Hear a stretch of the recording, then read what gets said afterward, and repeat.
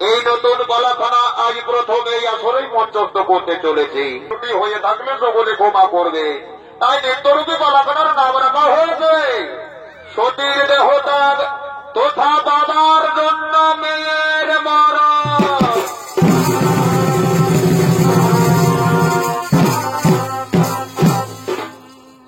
যদি দর্শক মন্ডলী, পুরাণ প্রমাণ অনুসারে দক্ষরাজ প্রজাপতি 9টি কন্যা সন্তান ছিল, কিন্তু তাতে তার সম্মান বৃদ্ধি পায়নি। তাই তো সে আরো কন্যার জন্য মহামায়ার তপস্যা করতে এখন আগমন করতে চলেছে। তাই মহারাজা দক্ষ ও তার স্ত্রী প্রসূতি রাজন্তপুরে আগমন করছে।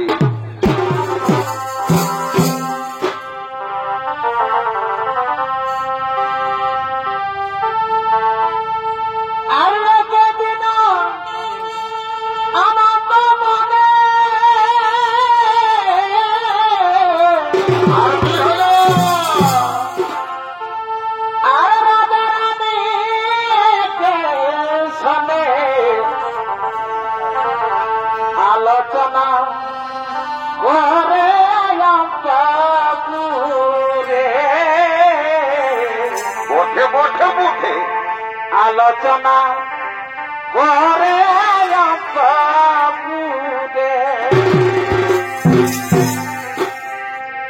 রাজায়ানা পিত বলে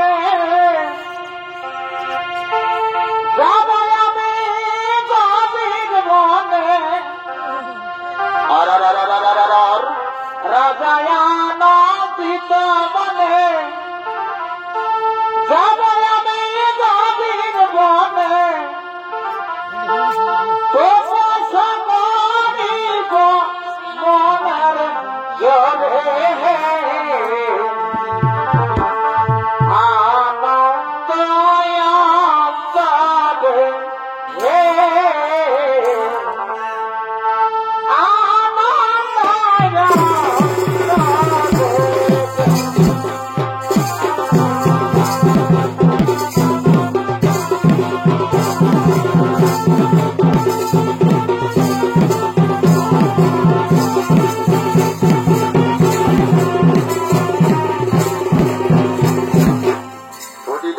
মন্ডলী, এই হল ব্রহ্মদেবের মানসপুত্র মহারাজা দক্ষ তার স্ত্রী প্রসূতিকে নিয়ে নিজ রাজসভার রাজ অন্তপুরে আগমন করতে চলেছে। আর এই হেন মহারাজা দক্ষের অধীনে ছোট পরিবেশনা করে দেখাবেন ওস্তাদ সচিন মাহাতো। তৎসঙ্গে প্রসূতির অধীনে ছোট পরে তপন কুমার।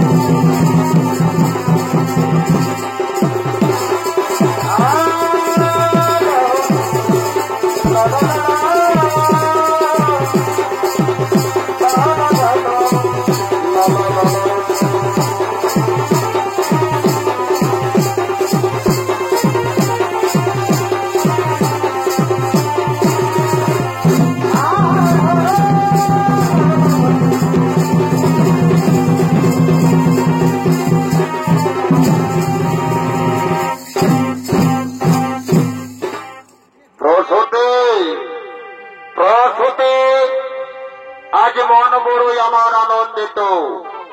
তাই দেখো প্রসূতি, আমি মনে মনে ঠিক করেছে আমি মহামায়ার তপস্যা করতে যাব ওই গভীর কাননে। একটি স্বামী, কি কথা বলছো তুমি? আমাদের তো 9টি কন্যা সন্তান রয়েছে। তাহলে কন্যা সন্তানের জন্য তুমি পুনরায় যাবে গভীর কাননে তপস্যা করতে?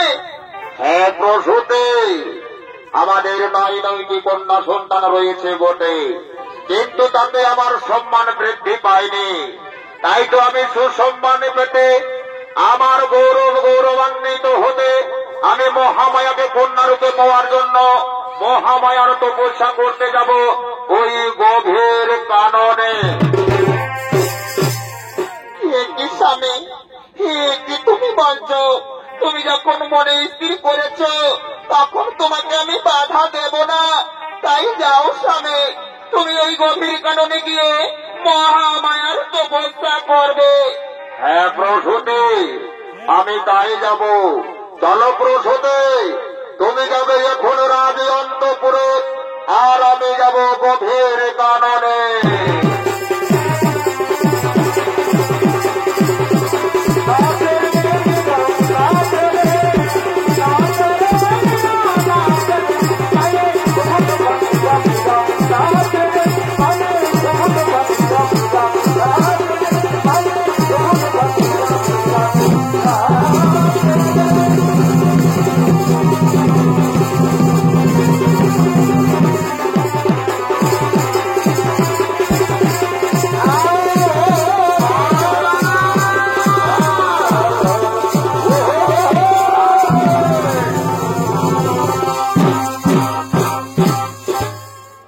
দর্শক মন্ডলী, মহারাজা দক্ষ গভীর কাননে মহামায়ার তপস্যায় রত হয়েছিলে।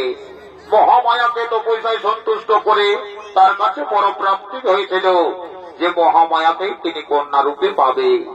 দিন যায়, মাস যায়, বৎসর অতিবাহিত হয়ে যায়।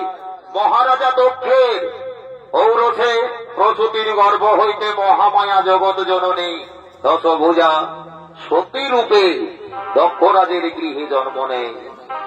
আদর করে তার নাম রেখেছেন মহারাজা দক্ষ সতী। ওই সতী দিনের পর দিন বড় হয়ে ওঠে। সেই একদিন মহাসতী তার আসক্তি দেবতা কৈলাসপতি মহাদেবকে তপস্যা করার জন্য নদী তীরে আগমন করছে।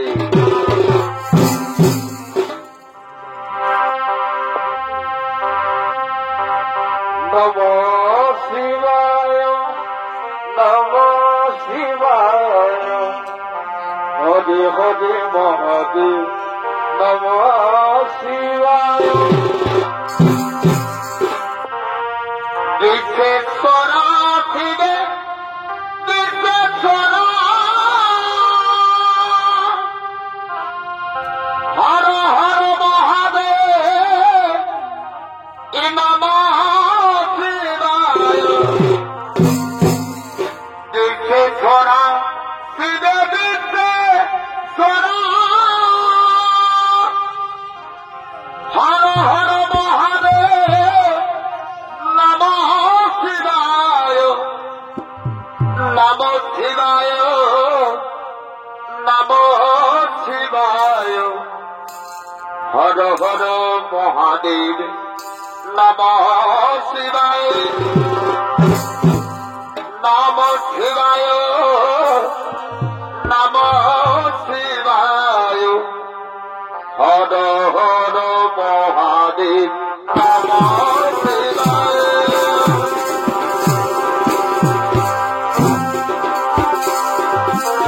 নমঃ শিবায়, নমঃ শিবায়, হর হর মহাদেব, নমঃ শিবায়, নমঃ শিবায়, নমঃ শিবায়, হর হর মহাদেব, নমঃ শিবায়, নমঃ শিবায়, নমঃ শিবায়, হর হর মহাদেব, নমঃ শিবায়, নমঃ শিবায়, নমঃ শিবায়, হর হর মহাদেব, নমঃ শিবায়।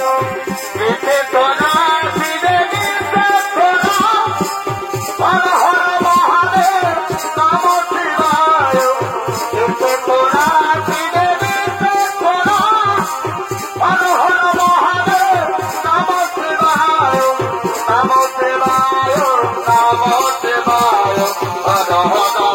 মহাদেব নাম শিবায় নাম শিবায় নাম শিবায় হট হট মহাদেব নাম শিবায় নাম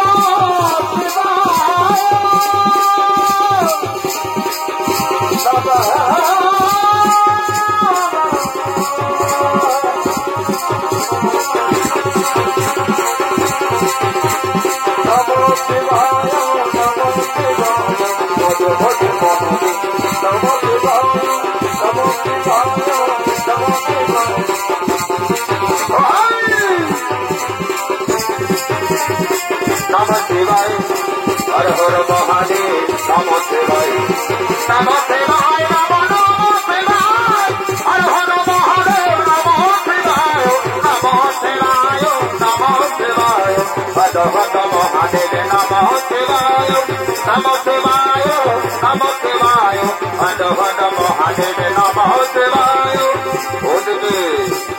ওদিকে মহারাজা দক্ষ নিজ কন্যা সতীকে সকাল থেকে দেখতে পায়নি, তাই তো সতীকে খোঁজ করতে করতে ওই নদী তীরের দিকে এগিয়ে আসছে আর বলছে, ওমার সতী নম শিবায় নম শিবায় হদ হদ মহাদেব নম শিবায় সতী ওরে মা সতী তুই কোথায় গেলে, তুই ছুটে আয় মা সতী মহাদেব নম শিবায় নম শিবায় নম শিবায় হদ হদ মহাদেব নম শিবায় নম শিবায়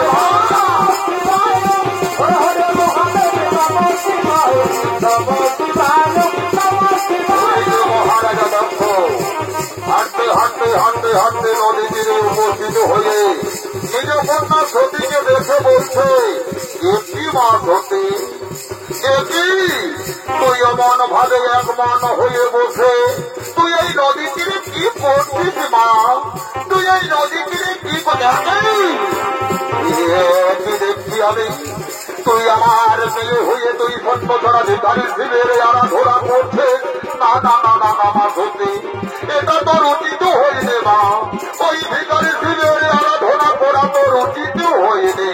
শোন মা সতী শোন, আমি যে তাকে ভালোবাসি না, ওই ভিকারী শিবকে আমি মানি না, কিন্তু কি করি এখন মনে পড়েছে আমার ওই ভিকারী শিবের শক্তি আমার মেয়ে সতী মনে হচ্ছে আসক্তি হয়ে পড়েছে, তাই তো তার সঙ্গ ছিন্ন করার জন্য আমি অন্যের হাতে তুলে দেওয়ার জন্য আমি সতীর স্বয়ংবর সভার করিব আয়োজন, ওই স্বয়ংবর সভার মাধ্যমেই আমার কন্যা সতীকে অন্যের হাতে তুলে দেব, দেখি তাতে ওই ভিকারী শিব আমাকে কি করতে পারে। হ্যাঁ আমি স্বয়ংবর সভার আয়োজন করব। ওরে মা সতী আর বিলম্বন করিস না মা, তুই তাড়াতাড়ি রাজপুরে চলে আয়, তুই তাড়াতাড়ি রাজপুরে চলে আয়। নম মহাদেব নম শিবায় নম শিবায় নম শিবায় হর হর মহাদেব নম শিবায় নম শিবায় নম শিবায় হর হর মহাদেব নম শিবায় নম শিবায় নম শিবায় হর হর মহাদেব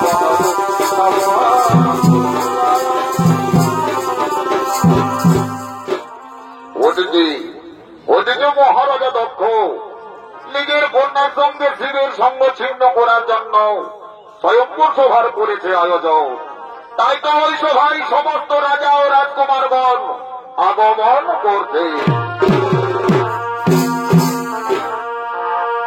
এ ভাই তোকে নিয়ে কোথায় আছো,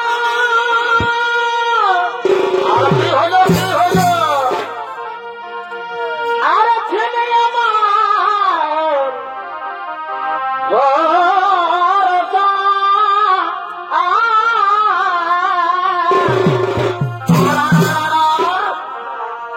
এ ভাই তোকে নিয়ে কোথায় আছো,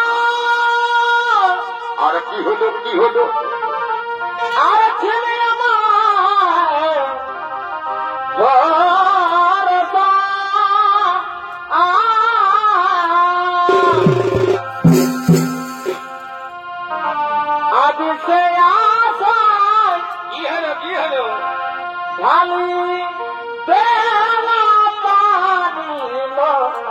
শুনল ধ্বনি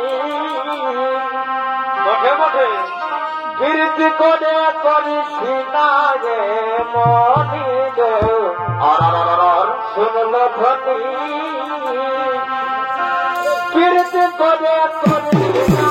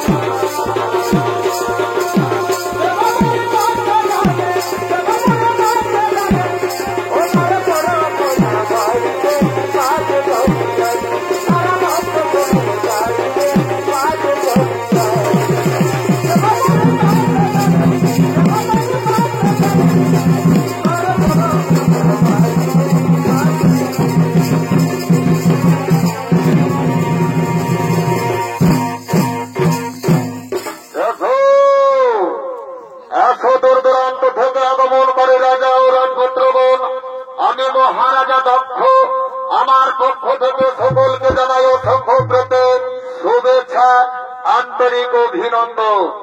আমার কন্যা সতের স্বয়ম্বর সভার করেছি আয়োজন, তাই এই সভায় যার বলে মালা করিবে অর্পণ তাকে আমি জামাই হিসেবে করিব গ্রহণ। তোমরা সকলেই নিজ নিজ আসন গ্রহণ। এক্ষুনি আমার কন্যা সখীদের সঙ্গে এই স্বয়ম্বর সভায় আসবে। ওদিকে স্বয়ম্বর সভায় সতী ও তার সঙ্গিনীগণ একত্রিত হয়ে আগমন করছে। আমার উপর পড়ায় বাপের ঘর আর নাম পড়ায় শ্বশুর ঘর। ওই আমার উপর পড়ায় বাপের ঘর নাম পড়ায় শ্বশুর ঘর। তবে তো বড় মজারি বাবা।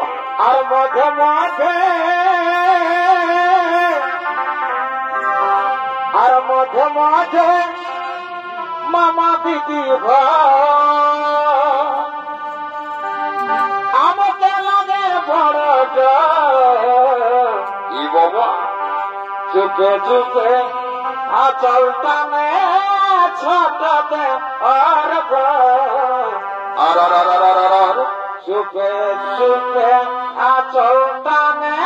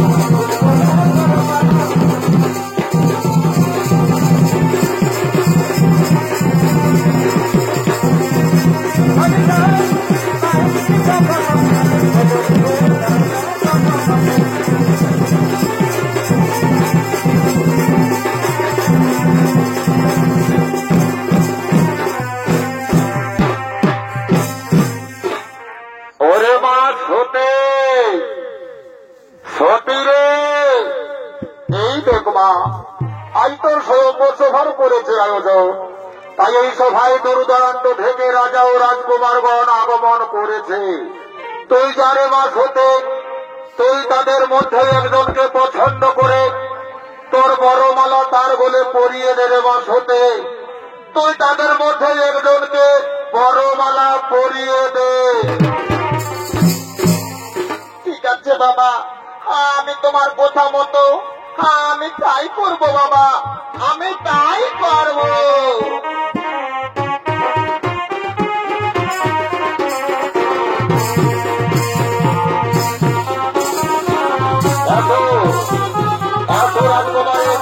আমার বলে যদি মারা দাও তাহলে তোমাকে আমি রাজরানী করে রাখবো, তোমাকে আমি রাজরানী করে রাখবো। আমি তোমার ঘরে মারা দেবো না, আমি তোমার ঘরে মারা দেবো না।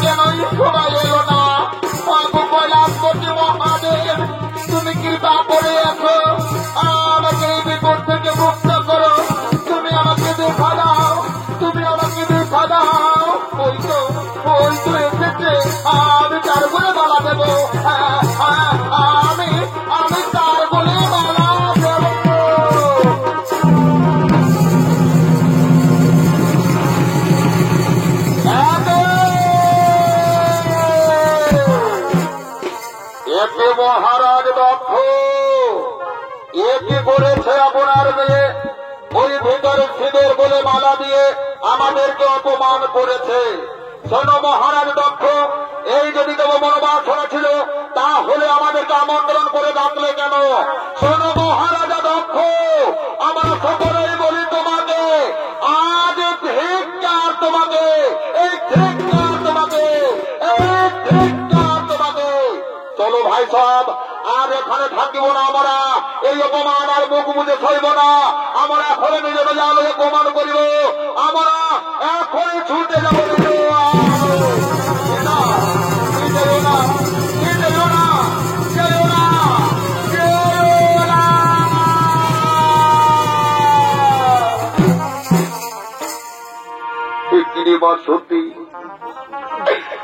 সত্যি রে মা, সত্যি এ তুই কি করলি রে মা? আজি শত শত রাজা রাজকুমার থাকা সত্ত্বেও তুই ওই ভিখারি শিবের বলে মালা দিয়ে আমার মান সম্মানকে তুই মাটিতে মিশিয়ে দিলিস রে মা। তুই আমার মান সম্মানকে মাটিতে মিশিয়ে না বাবা, তুমি আমাকে ওভাবে বলো না বাবা, তুমি আমাকে ক্ষমা করে দাও বাবা, তুমি আমাকে ক্ষমা করে দাও। কি করলি রে মা? তুই কি বলছিস? আমি তোকে ক্ষমা করে দেব না রে মা, না, এই হতে পারে না। তুই জানিস না রে মা, সত্যি একটা সন্তানের জন্য বাবা মায়েরা কত কষ্ট করে, ভগবান দেবতাদের কাছে বারবার মানত করে উপাস করে ছুটে যায়। আজ সেই সন্তান যখন অপকর্ম করে সেই বাবা মা সহ্য করতে পারে না রে মা। আজ যে তুই ভুল কাজ করেছিস রে মা, তার জন্য আমার মান সম্মান একেবারে জলাঞ্জলি হয়ে গেল রে মা। আমার মান সম্মান ভাসিতে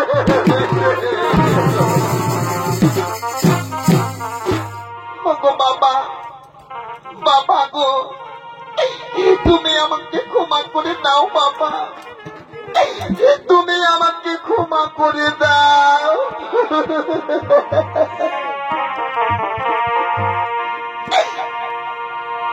আর হাতে ধরি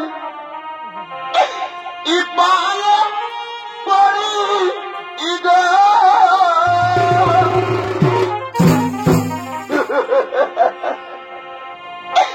ও বাবা বলে গত আমারে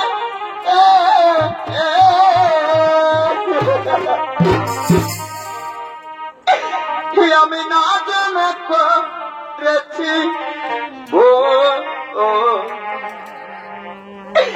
ক্ষমা করো মরে গো, ক্ষমা করো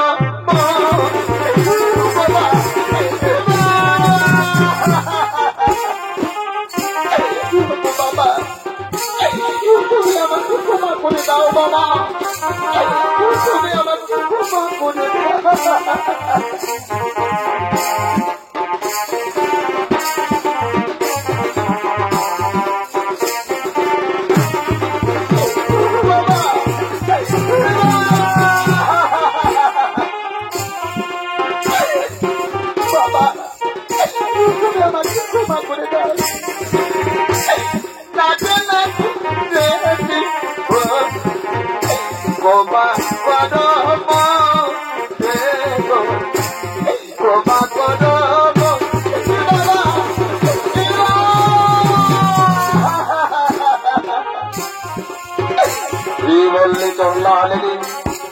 আমি তোর বাবা, আমি তোর বাবা হতে পারি না। তুই যখন বাবার কথা মনে না রেখে ওই ভিখারি শিবের বলে মালা দিলে তখন তোর বাবাকে মনে ছিল না বুঝি। আজ তুই যে অপমান করে কাণ্ড করেছিস রে মা, এই অপমান আমি সইতে পারবো না রে মা, এই অপমানে আমি সইতে পারবো বাবা। তুমি বলছো বাবা,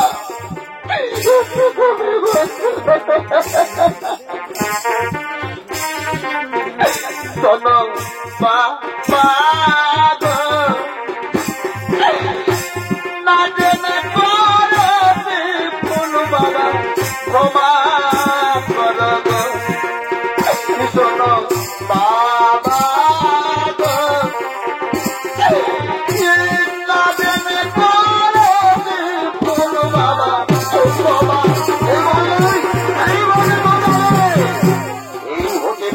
চন্ডালিনী হতে পারে না, আমি তোর বাবা হতে পারি না। আজই হতে তোর সঙ্গে আমার বাবা কন্যার সম্পর্ক ছিন্ন হইল, আজই হতে তোকে আমি কন্যা সম্পর্ক থেকে ত্যাগ করে দিলাম।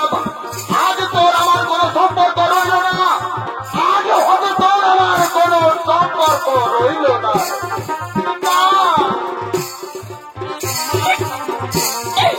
কি বলছো বাবা, কথা বলছো তুমি? কত কষ্ট করে তোমরা আমাকে ছোট থেকে বড় করে তুলেছো বাবা, তবে কেন আজ তুমি আমাকে অমর ভাবে ত্যাগ করে দিচ্ছ বাবা? তুমি অমর ভাবে কেন আগে ত্যাগ করে দিচ্ছ? ওই চন্ডালিনী, আমি একজন রাজা, তাই রাজা রাজার মতোই থাকবে। রাজার কঠিন হৃদয় হইলে তাই আমি তোর দুঃখে কিছুতেই একটুকু মন দুঃখ করব না। আমি রাজা হয়ে তোর কাছে শপথ করে বলছি, তুই যে অপমান মোর কাজ করেছিস, এই অপমানের দারুণ জবাব দেওয়ার জন্যই আমি আগামী মুহূর্তে করবো মহাদক্ষ যজ্ঞ। ওই দক্ষ যজ্ঞে সকলকে আমন্ত্রণ করব, কিন্তু তোকে আর ওই ভিখারি স্ত্রীকে আমি আমন্ত্রণ করব না। আর এটাই হবে আমার চরম প্রতিশোধ নেওয়া, এটাই হবে আমার চরম প্রতিশোধ নেওয়া। তুই যে আমাকে অপমান করেছিস, এই অপমানের জবাব দিতেই আমি সেখানেই করবো। আমি এখানে থাকবো না, আমি এখানে থাকবো না, নইলে আমি আর সহ্য করতে পারবো না। এই কন্যার আমি মুখ্য দর্শন করবো না, এই কন্যার আমি মুখ্য দর্শন করবো না, এই কন্যার আমি মুখ্য দর্শন করবো না।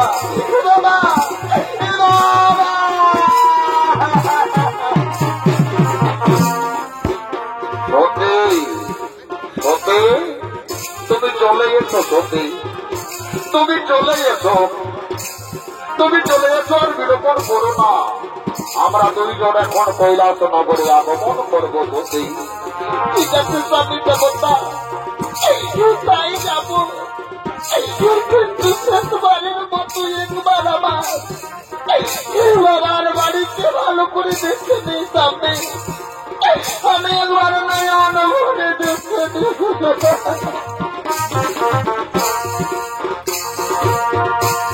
ধীরে চালাও গাড়িরা, গাড়িরা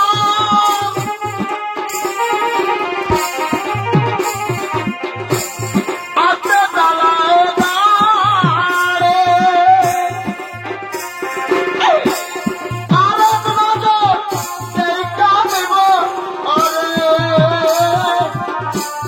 দয়াল বাপে বাড়ি, ধীরে চালাও গাড়ি, গাড়িয়া আস্তে চালাও রে, ধীরে চালাও গাড়ি রে, গাড়িয়া আস্তে চালাও। কৈলাসপতি মহাদেব সতীকে স্ত্রী রূপে গ্রহণ করে নিয়ে কৈলাস নগরে চলে যেতে, অন্যদিকে তার প্রতিশোধ নেওয়ার জন্য মহারাজা দক্ষ মহাযজ্ঞের করেছে আয়োজন। তাই ওই যজ্ঞ করার জন্য তার সঙ্গী সাথী ও মনে ঋষিদেরকে নিয়ে যজ্ঞশালায় আগমন করতে। কোথায় রইলে বন্ধু,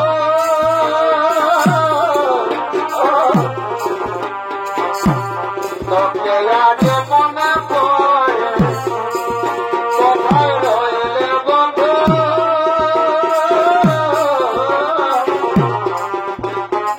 মনে পড়ে আগে কত আর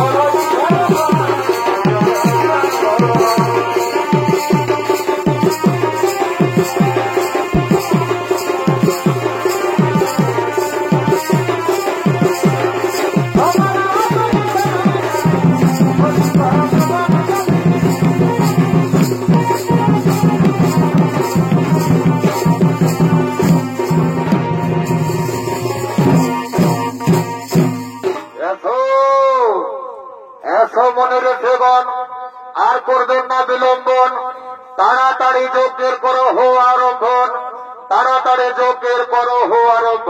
ঠিক আছে মহারাজ দক্ষ, আপনার কথা মতো আমরা এক্ষুনি যজ্ঞ আরম্ভন করছি মহারাজ, আমরা এখন এই যজ্ঞ আরম্ভন করছি।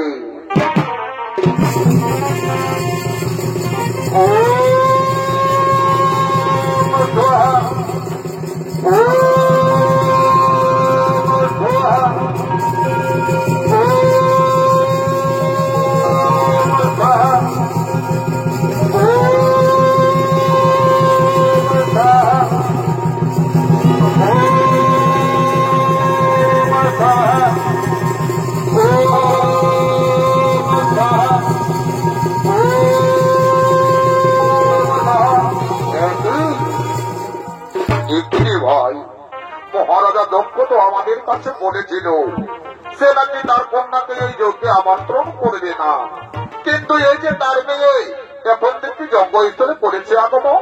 ওই চলো তো ভাই, চলো আমরা এখন মহারাজা দক্ষের কাছেই ছুটে যাই, এই কথাটি মহারাজা দক্ষকে জানাতে হবে। কিন্তু বলেছিস ভাই, তুই ঠিক কথা বলেছিস, তাহলে তো এখন আমরা ওই যজ্ঞস্থলে মহারাজা দক্ষের কাছেই চলে যাই। বন্ধ করো, বন্ধ করো, বন্ধ করো মহাযজ্ঞ।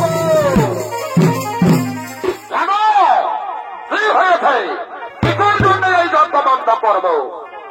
একটু মহারাজা দক্ষ, আপনি তো বড় মুখে বলেছিলেন এই যজ্ঞে নাকি আপনার কন্যা সতীকে আমন্ত্রণ করবে না, তাহলে যে আপনার কন্যা এই যজ্ঞস্থলে আগমন করেছে, কি বললে তোমরা? এই কথা বললে আমার মেয়ে সতী আসিয়াছে এই যজ্ঞস্থলে, তাই চলো তো দেখাও সেই কন্যাকে। আসুন মহারাজ, ওই দেখুন মহারাজ, ওই দেখুন,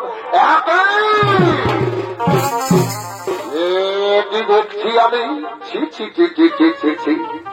এই হতভাগিনী কন্যা, হতভাগিনী নারী, তোর এতটুকু কি মান সম্মান বলে নেই?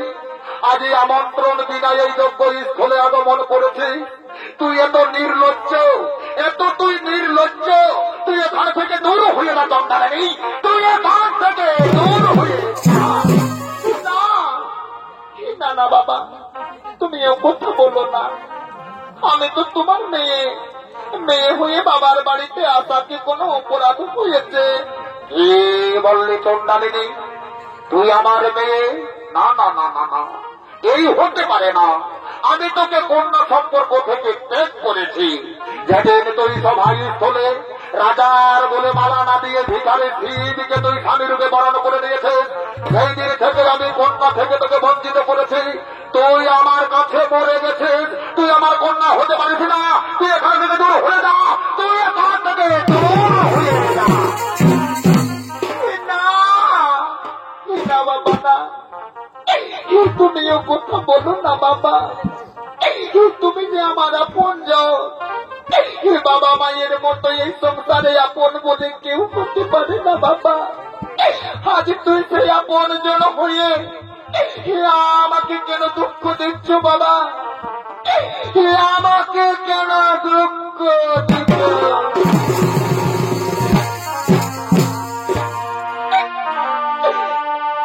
মানুষ দুঃখ দিলে দুঃখ মনে হয় না,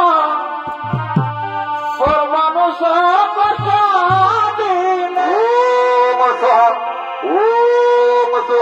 দুঃখ হয় না, আপন মানুষ দেখা দিলে মেনে নেওয়া যায় না। বললে তোর টানে তুই একই কথা বলছিস, তুই সে কথা বলে আমাকে কিছুতে তোলাতে পারবি না, তুই এখান থেকে দূর হয়ে যা, তুই এখান থেকে দূর হয়ে যা। আপন মানুষ দেখা দিলে মেনে নেওয়া যায় না।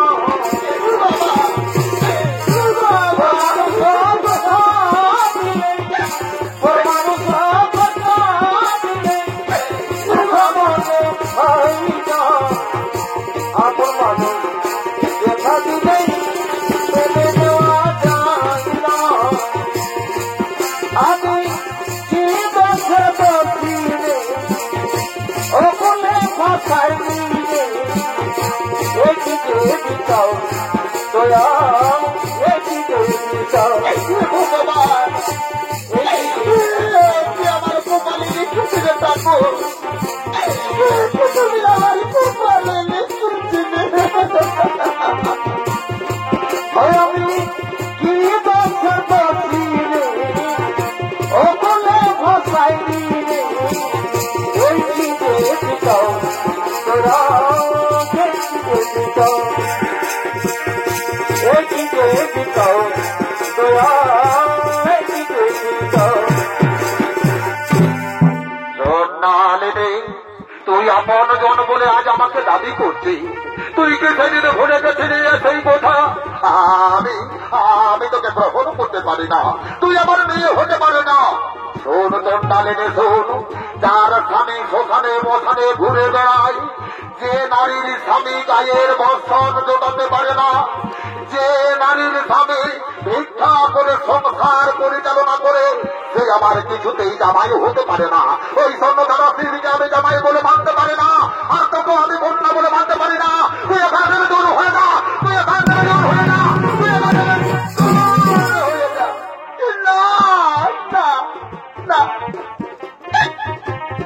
কি হোক বাবা, তুমি আমাকে যা বলবে বলো বাবা, কিন্তু আমার স্বামী দেবতাকে তুমি কটু কথা বলো না বাবা। স্বামীর মতো আপন জনই জগৎ সংসারে নারীর কাছে কেউ হতে পারে না বাবা। স্বামী তো দেবতা সম বাবা, তাই তুমি আমার স্বামীকে অপমান করো না বাবা, তুমি আমার স্বামীকে অপমান করো না। চন্ডালিনী তুই যাকে স্বামী বলে আখ্যায়িত করছে, সেই তোর স্বামী স্বর্ণ ছাড়া ভিখারি সিংকে আমি মেনে নিতে পারি না। ওই ভিখারি সিংয়ের না আছে সম্মান, ওই ভিখারি সিংয়ের না আছে কোনো চাষ, না আছে কোনো ক্ষতি। সেই অপমানে জর্জরিত হয়ে শোষণে বসানে ঘুরে বেড়াই, আর তাকে আমি জামাই হিসেবে মানবো, তা হতে পারে না। তুই এখানে থেকে দূর হয়ে যা চন্ডালিনী, তুই এখানে থেকে দূর হয়ে যা, তুই এখানে থেকে দূর হয়ে যা। হে ভগবান, কি কথা শুনতে হলো ঠাকুর আমাকে। আজ এই দুই কানে আমার স্বামীর চরম অপমান সইতে হচ্ছে, কিন্তু না, আমি এই অপমান সইব না। শোনো বাবা, তুমি যে আমার স্বামী দেবতাকে অপমান করে কথা বলছো, কিন্তু তার আগে তুমি একবারও ভেবে দেখলে না বাবা, আমি যে তোমারই মেয়ে বাবা। তোমার যদি বুকে শক্তি থাকে, তাহলে আমার বুকে শক্তি কম নয় বাবা। তাই বলছি বাবা, তুমি যে বুক নিয়ে বড় করে আমার প্রতিদেবতাকে অপমান করে কথা বলেছ, ওই অপমানের চরম জবাব তোমার ঘটবে বাবা। তাই আমি সত্যিকারের যদি তোমার সতীকন্যা হয়ে থাকি, তাহলে আমি তোমাকে অভিশাপ দিচ্ছি বাবা। যে মুখে আমার স্বামীকে তুমি অপমান করেছ, ওই মুখ তোমার স্কন্ধে থাকবে না বাবা, ওই মুখ তোমার একদিন খুঁজে পড়বে, আর সেই স্কন্ধে জড়িত হবে ছাগলের মূর্তি বাবা। না ভগবান, আমি এই জীবন আর রাখবো না, এই জীবন আমি রাখবো না। ওই জ্বলন্ত অগ্নিকুণ্ডে আমার জীবনকে আমি ত্যাগ করে দেব। আমি আর রাখবো না, এই জীবন আমি ত্যাগ করে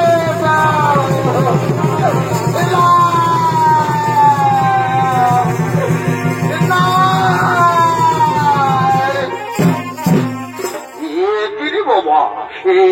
কি করতে কি হয়ে গেল রে বাবা, এত যোগ্য পণ্ড হয়ে গেল। চলো ভাই সব, এখানে আর থাকবো না, এমন এখানে থাকলে আমাদের ক্ষতি হয়ে যেতে পারে। তাই চলো ভাই সব, চলো আমরা নিজেদের আলোয় পরিগমন, আমরা নিজেদের আলোয় পরিগমন, আমরা নিজেদের আলোয় পরিগমন, আমরা নিজেদের আলোয় পরিগমন।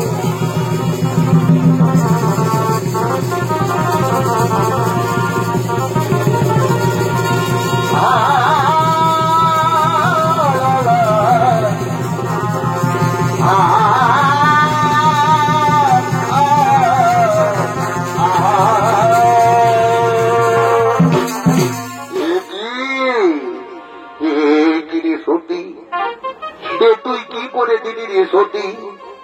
আজ চিরজীবনের মতো আমাকে ছেড়ে তুই পরলোকে গমন করলি রে সতী। এ তুই কি করলি রে সতী? সতী, সতী,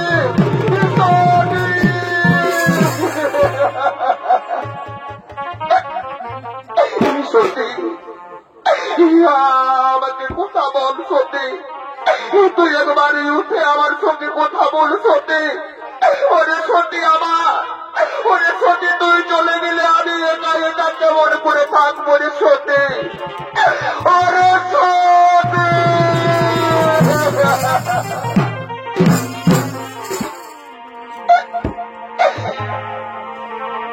হায় রে এ বিধি, কি দিলে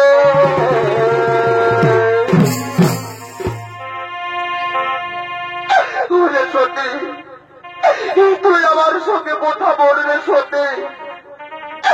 তুই আমার সঙ্গে কথা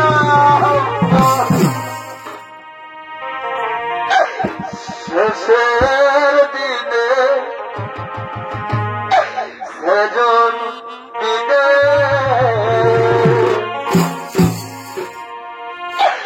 ওকে পাপর কি আপন হবে রে, কে পাপর কি আপন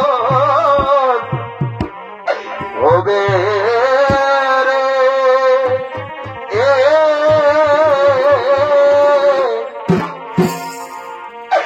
শেষের দিনে সেজন দিনে শোনে শোনে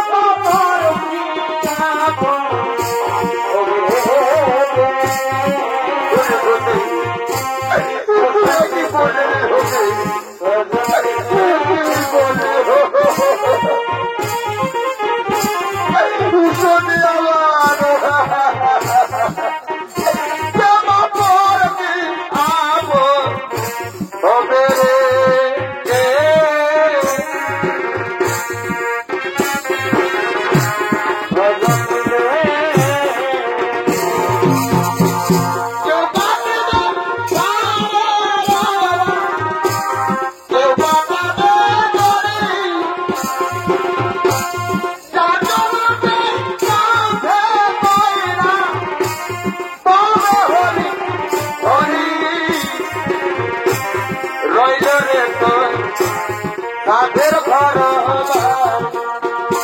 ওরে মা রইল রে তোর তাদের ঘর বারে। আর কত পাও বাবাবি রে বাবাবি রে গেল না যাব দেখে দেখো পা ওদের আর গেল না যাব দেখে দেখো পা। আর কত পাও বাবাবি রে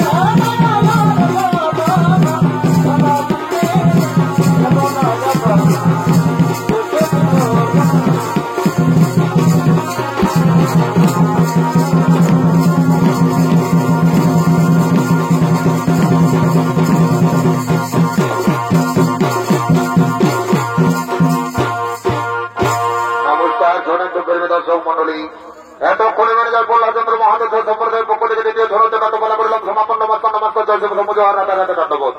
দর্শক মন্ডলী ধৈর্য সহকারে বসে যান, এরপর সশোধর কালেন্ডি মঞ্চে আগমন করছে।